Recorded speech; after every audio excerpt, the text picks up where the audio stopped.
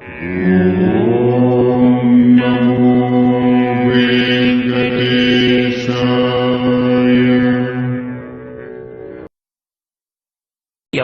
ఉంది కాబట్టి ఇప్పుడు ఈమెకు వివాహం జరగాలి.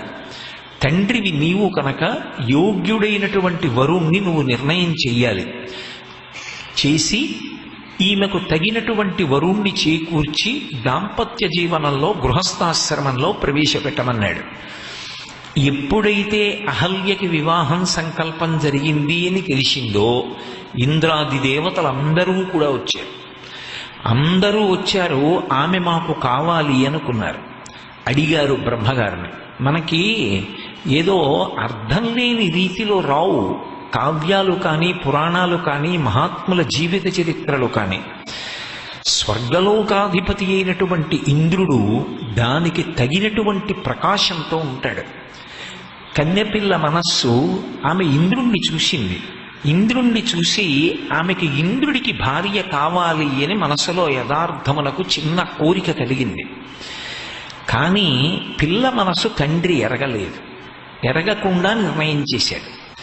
ఆయన ఇంతమంది వస్తే ఎవరికి పిల్లనివ్వాలి? ఎవరికి ఏ కారణం చేత స్వతంత్రించి తాను నిర్ణయం చేసి పిల్లనిచ్చినా మిగిలిన వాళ్లతో వైముఖ్యం తెచ్చుకోవాలి.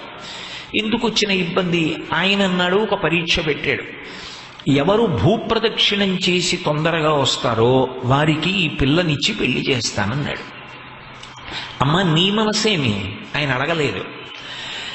అందరూ దేవతలు తమ తమ వాహనములనెక్కి భూప్రదక్షిణానికి వెళ్ళిపోయారు.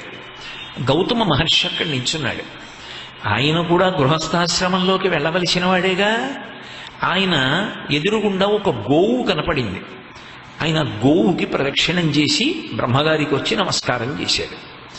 అందరికన్నా భూప్రదక్షిణం చేసినటువంటి ఫలితం, ముందుగా తిరిగి వచ్చినటువంటి ఫలితం గౌతమ మహర్షికి వచ్చింది. ఒక గోవు సృష్టిలో అంత గొప్ప ప్రాణి. గోవు ఎందుకు వచ్చిందంటే అధికార భేదము ఆశ్రమ భేదము లేకుండా పరబ్రహ్మాన్ని చేతితో ముట్టుకుని స్పృశించి సేవించడానికి వీలుగా బ్రహ్మగారి సృష్టిలోంచి రాని ప్రాణి గోవు. అది చతుర్ముఖ బ్రహ్మగారి సృష్టిలోది కాదు. ఒకప్పుడు దేవతలు యజ్ఞం చేస్తే యజ్ఞకుండంలోంచి ఆవిర్భవించింది. అందుకే గోవుని ఆరాధించడానికి ఆశ్రమ భేదం ఉండదు. బ్రహ్మచార, గృహస్థ, వానప్రస్థ, సన్యాస సంబంధం ఉండదు. నలుగురు గోవుని సేవిస్తారు. అధికార భేదం ఉండదు. ఓ యజ్ఞంలో హవిస్సు ఇవ్వాలి అంటే అధికారం చూస్తారు. కానీ గోవుని సేవించాలి అంటే అధికార భేదం ఉండదు. ఎవరైనా గోవుని సేవించవచ్చు.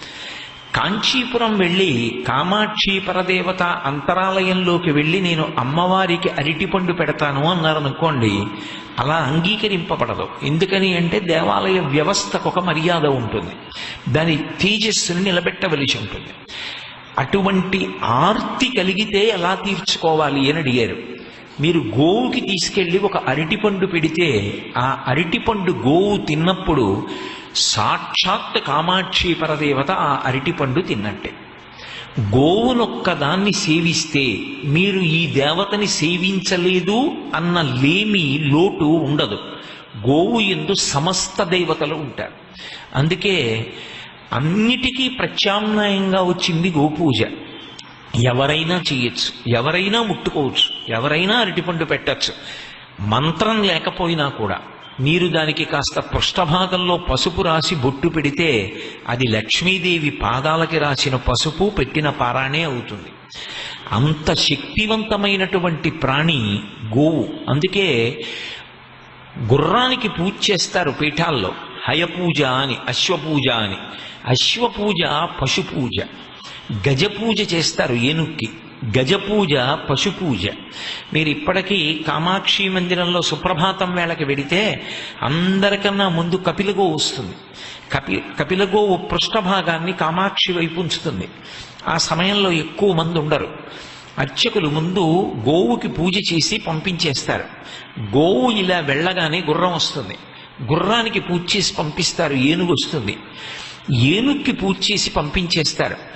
కానీ అశ్వపూజ పశుపూజ, గజపూజ పశుపూజ, గోపూజ కామాక్షి పూజ, పరదేవత ముందు పరదేవతని నించున్నట్టే, అది పరదేవతా పూజయే.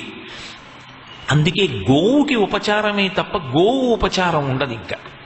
కానీ ఏనుగు దగ్గరికి వచ్చేటప్పటికీ ఇప్పటికీ మీరు చూస్తే కామకోటి మఠంలో సాయంకాలం వేళ ప్రదోషంలో పూజ చేసినప్పుడు శంకరాచార్యుల వారి పాదుకలకి ఏనుగు చామరం పట్టుకుని విసురుతుంది, గజం సేవ చేస్తుంది.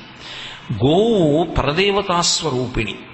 గోవు యొక్క వైభవాన్ని చాటి చెప్పినటువంటి మహాపురుషులలో ఒకడు గౌతమ మహర్షి. అటువంటి గౌతమ మహర్షి ఆ గోవు చుట్టూ ప్రదక్షిణం చేశాడు. ప్రదక్షిణం చేసి వచ్చి బ్రహ్మగారి దగ్గర నిలబడి నమస్కరిస్తూ ఉండిపోయాడు. మిగిలిన వాళ్ళందరూ భూప్రదక్షిణానికి వెళ్ళారు వాహనాల మీద. ఎంత వేగంగా వెళ్ళినా వాళ్ళందరికన్నా ముందు ప్రదక్షిణం చేసి వెళ్ళిపోతున్న వాడిగా గౌతముడే కనపడ్డాడు. చతుర్ముఖ బ్రహ్మగారు ఒక మాట అన్నాడు, ఎవరు ముందు భూప్రదక్షిణం చేసి వస్తే వాళ్ళకే పిల్లనిస్తానన్నాడు. గౌతముడు శాస్త్ర విధిని అనుసరించి భూప్రదక్షిణం చేసేసినట్టే ఆయన ఖాతాలో పడిపోయింది. కాబట్టి ఇప్పుడు గౌతమ మహర్షికి ఇచ్చి వివాహం చేశాడు. ఇద్దరూ సంతోషంగా జీవనం చేశారు. సరే, మీరు రామాయణం బాలకాండలోనూ అక్కడ అహల్యా వృత్తాంతాన్నంతటినీ విని ఉంటారు. ఇప్పుడు అహల్యా వృత్తాంతం నా ఉపన్యాసానికి సంబంధించినటువంటి ప్రధానాంశం కాదు. మహాతల్లి గొప్ప తపస్సు చేసినది. అహల్య మాతృస్వరూపిణి. ఆ తల్లి పేరు చెప్తే జాతి అంతా రెండు చేతులెత్తి నమస్కరించవలసిందే, అంత గొప్ప తల్లి. అటువంటి గౌతమ మహర్షి ఒకానొకప్పుడు దేశం అంతటా క్షామం వస్తే అన్నదానం చేశాడు.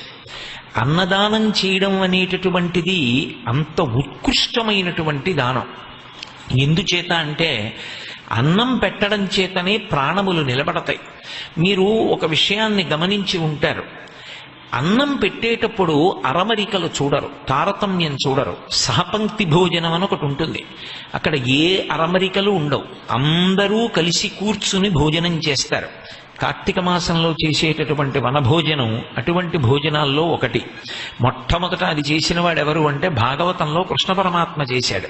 గోపాల బాలురందరినీ చుట్టూ పెట్టుకుని జలజాంతస్థిత కర్ణికం తిరిగిరా సంఘంబులయ్యున్న రేకుల చందంబున కృష్ణునిన్ తిరిగిరా కూర్చుండి వీక్షించుచున్ లతలున్ పల్లవముల్ శిలల్ ఆకులు కంచంబులుగా భుజించరతటన్ గోపార్భకుల్ భూవరా అంటారు మహర్షి.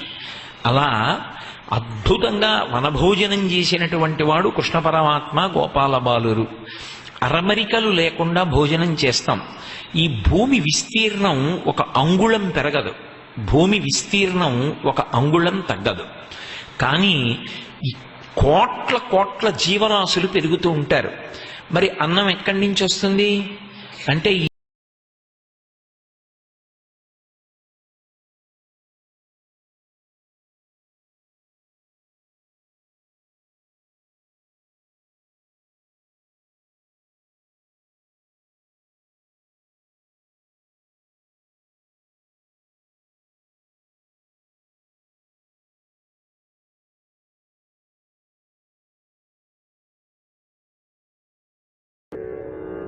Mm-hmm.